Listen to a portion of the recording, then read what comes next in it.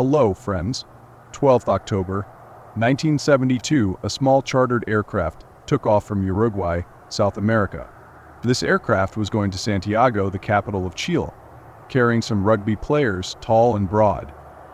There were 45 passengers in total. Some of the players' family and friends had tagged along. This flight was not going to be long. Usually it takes only 3 hours to go from Uruguay to Santiago. But on the way, you come across the huge Andes Mountains. The Andes mountain range in South America is the world's longest mountain range. Other than the Himalayan mountains, the highest mountains are found here. These beautiful mountains become devastating for the passengers in our story. That day, on 12th October, there was a storm in the mountains, because of which the plane couldn't keep flying. The pilots then decided to stop midway and try to fly again the next day. The plane landed in Mendoza, Argentina for the night. The next day, on October 13th, the plane took off again at 2:18 p.m. The pilots ensured that the weather had cleared up, so it was a smooth sailing flight for the next hour. At 3:21 p.m., the pilots start descending the plane. The plane was quite close to Santiago but was still in the mountains. Since there are high mountains right next to the city, while descending, suddenly there was terrible turbulence. The plane started shaking horizontally. Around this time, clouds gathered around the plane. Nothing was visible except the clouds. Suddenly, the alarms in the plane went off, and the warning lights began to flash. No one could understand why. The rugby players in the passenger seats weren't scared. They didn't take this turbulence seriously. Amid jokes, a passenger looked out of the window and saw the clouds clearing up. But then he noticed that they were perilously close to a mountain. As soon as the aircraft moved out of the clouds, the pilots realized that they were moving towards a huge rock. Immediately in a panic, they tried to lift the plane up. The aircraft's ground collision alarm was ringing loudly. Pilots put in maximum power into gaining altitude to fly over the mountain safely. But unfortunately, it was too late. The rear of the aircraft collided with the mountain while going up. The entire rear portion of the plane separated. The 2 rows of seats at the back literally flew out of the plane. 3 passengers flew away with it and disappeared. The plane kept flying upwards for a few more seconds, but then suddenly, it started to fall down. After a few seconds, another collision happened. The left wing of the plane broke. Some more passengers flew out of the plane and fell down. Now, only the front portion of the plane remained, and it fell into a glacier. It slid down the glacier at a speed of 350 km/h, and finally, it crashed after dropping 700 meters. Everything in the plane was destroyed. The passenger seats were torn apart from the base of the plane. The cockpit of the plane was completely crushed, and the pilots were killed immediately. This aircraft lay broken on an unknown mountain in the Andes at a height of 3,570 meters. Surprisingly, out of the 45 people on board, 33 were still alive. They had somehow survived this crash. The problem was that many of them were injured and no one knew where they were stuck. It was later found that this plane was 80 km off from its planned route. And this painful story of survival had just begun, friends. Neither those people could have imagined at that time, nor you can imagine now what happened to these survivors next. This is the heart-wrenching story of Uruguayan Air Force Flight 571. Let's know about it in today's video. Plane crashed in Andes Mountains. 45 persons were aboard. Given up for DIAD. Survival fascinates people. All of the passengers were given up for DIAD. It became known as the Miracle of the Andes. Right after this crash, there were 2 survivors who weren't seriously injured. First, 19-year-old Roberto Canessa and the other, 20-year-old Gustavo Zerbino. Since both of them were medical students, they immediately started checking who was alive and how to help the injured. They saw that many passengers had suffered severe injuries. One of them was 23-year-old Fernando Parado, who was in a coma due to a skull fracture. These 2 medical students tried their best to help the survivors. On the other hand, within an hour of the plane's disappearance, the Chilean Research and Rescue Service received a notification. 4 aircraft were deployed to search for the survivors. They tried to find the crash site from dusk till night, but unfortunately they didn't find anything. The rescue service officers concluded after hearing the radio transmissions that the aircraft must have crashed in a remote and inaccessible area. The problem was that the aircraft was white in color, and it had crashed in a place where there was white snow and ice all around. It was very difficult to locate it in the snowy mountains. On the night of 13th October, the remaining passengers were very hopeful. They hoped that if they would somehow spend a night there and find a way to escape the cold, then someone would find them the next day. 5 injured passengers couldn't survive that snowy night. The number of survivors fell from 33 to 28. These survivors used the remaining body of the plane as a shelter. They used luggage, seats, and snow to close the rear of the plane so that they could stay warm inside. The next day, on 14th October, 11 different aircraft from Argentina, Chile, and Uruguay were put into search operation. The search area they chose was correct. The location of the crash site was in that search area. But still, they were not able to find the crash site. Survivors tried to use lipstick to write SOS on the plane's roof. They started writing SOS but soon realized a passenger named Fido Strauch found a way to get water. He used a metal sheet as a solar collector so that the sun rays could be concentrated to melt the snow, and he collected water droplets in empty wine bottles. Apart from this, many passengers used the seat cushions like snowshoes, and the wool in the seat covers was used to protect them from the cold. The next day, on 16th October, 3 days after the crash, Fernando Parrado woke up from his coma. As soon as he regained consciousness, he saw that his mother passed away in a crash and his 19-year-old sister was severely injured. Parrado tried his best to keep his sister alive. He brought food and water for her. But as the days went by, 8 days after the crash, his sister succumbed to her injuries. Such accidents remind us how uncertain life is and how unpredictable it is. We don't know how long we will live. That's why it is said, live every moment. Now, let's get back to the topic. Most of the passengers were from coastal areas.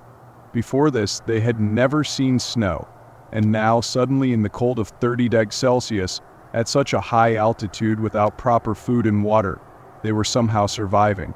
In these bad conditions, there was another problem. Snow blindness. When the ultraviolet rays of the sun reflect on the snow and ice in the mountains, it can damage your eyes. This is called snow blindness. These survivors had only 3 pairs of sunglasses. On 21st October, 8 days after the crash, search and rescue teams gave up. They believed that since they could not find any signs of survivors in those 8 days, there was no point in continuing the search operation.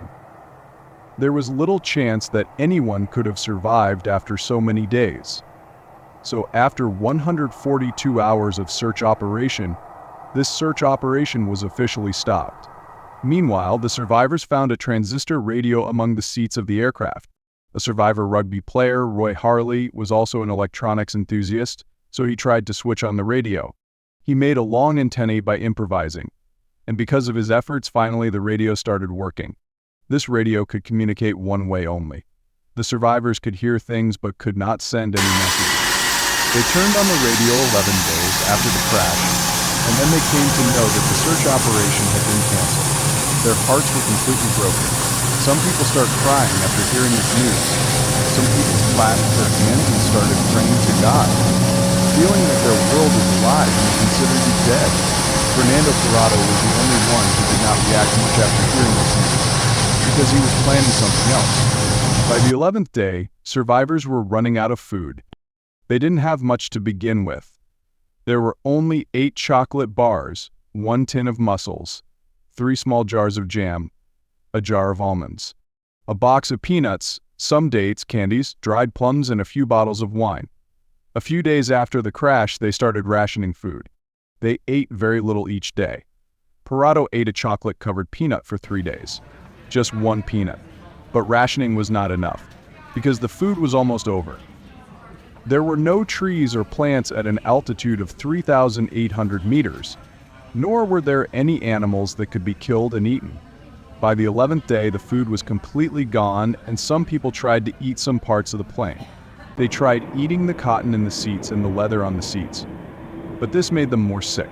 In such a situation, when there was no option other than starving to death, these survivors did something that will shock you. To stay alive, They decided there was no option other than eating the dead bodies of their friends and family.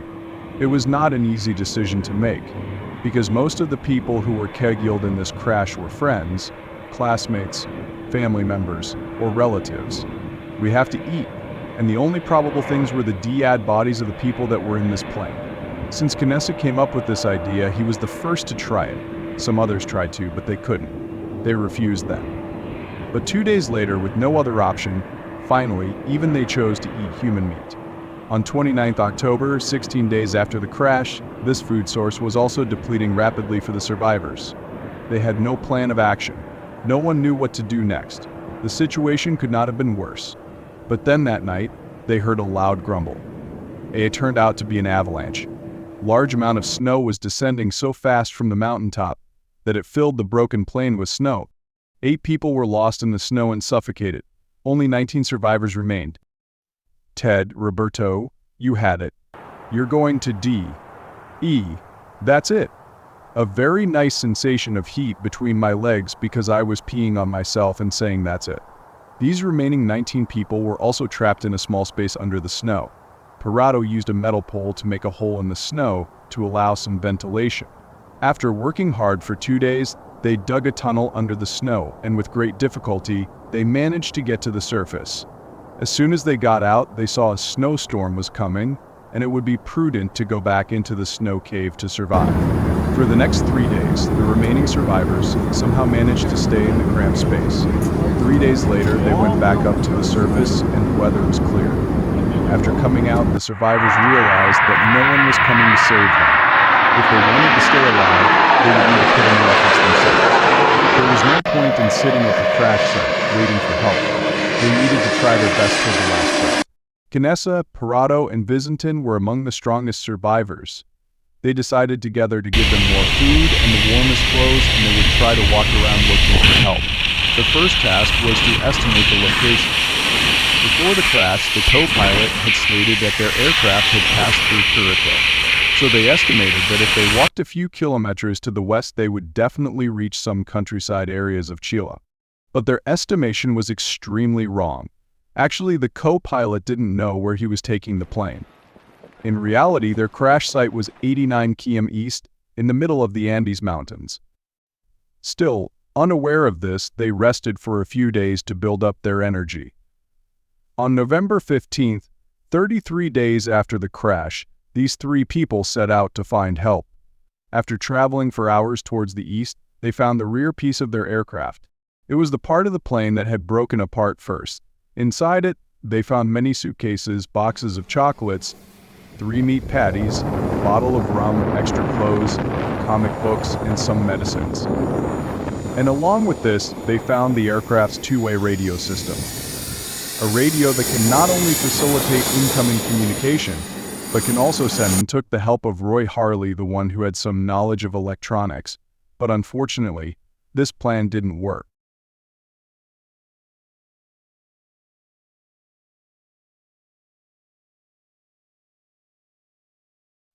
The thing was that the aircraft's electrical system worked with a 115 VAC, and their battery was a 24 VDC.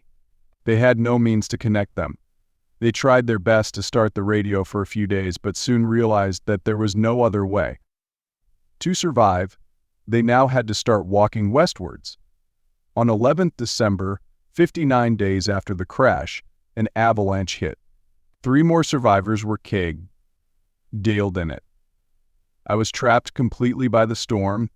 The avalanche, it was the most deadly silence that you may imagine. I couldn't move. Only 16 remained. To climb the mountains in the west, they needed a way to sleep at night. How could they survive the cold nights of 30 degrees Celsius? Among the survivors was an 18-year-old boy, Carlos Miguel Rodriguez. He remembered that his mother had taught him to sew with needles. He was carrying his needles and sewing kit with him. His idea was to stitch different pieces of clothing to make a big sleeping bag. I had the idea that with the insulation you can make a sleeping bag. But I not only had the idea, I made it myself. They did this. The next day, December 12th, 2 months had passed since the day this crash happened. These 3 brave men, Parado, Knessa, and Vizintin, set out without any mountaineering gear to climb the glacier. The only certain thing was to the west was Chile. Going westward meant that they would have to climb the mountain first before going down. They still believed that they were only a few kilometers away, so they hoped that they would find help by walking for 2 to 3 days. So they packed a 3-day supply of meat. And you can imagine, without any skill, without any training, you're like a child. You are confronted with a snowstorm, you try to go straight up. You might be using your hands and your feet, you're slipping and sliding. And with every step that you go up, you slide back half a step. To protect himself against the cold, Pareto wore 3 pairs of jeans. He was also wearing 3 sweaters on top of his t-shirt, and 4 pairs of socks on his feet. He was also wearing a plastic shopping bag over the socks. The cold was so bad. They had no technical gear, no map, no compass, and no climbing experience. And at this height, the air gets quite thin, and one starts feeling the lack of oxygen. But despite that, they kept moving forward towards the mountain. The sleeping bag they had stitched was useful at night. During the day, they kept moving forward, taking slow steps. The 3 of them, in that one sleeping bag, slept as close to each other as possible. And as soon as the sun rose, they started walking. Gradually, they kept moving forward together. The 2nd day, the 3rd day, and on the morning of the 4th day, they realized that their estimation was grossly wrong. Ahead, they could see no end to their journey. Because they had little to no food, Visintin decided to return to the crash site, and only the other 2 would go ahead so that less food was needed. On 15th December, Visintin started going back, which was easier because it was all downhill. He used an aircraft seat as a sleigh, and within an hour he reached the crash site. It took them 3 days to climb this mountain, but in just 1 hour he was back at the crash site. Pareto and Canessa kept climbing the mountain. After 3 hours, they reached the peak of the mountain and saw that all around them there was only mountains as far as they could see. There was nothing except the snowy mountains. I couldn't breathe. I couldn't speak, I couldn't even think, because what we saw was horrible. Instead of green valleys, we saw mountains and snow-covered peaks 360 deg around us, to the horizon, all around us. With great difficulty, Pareto tried to find something else to see. On the far western horizon, they saw 2 mountains peaks without snow.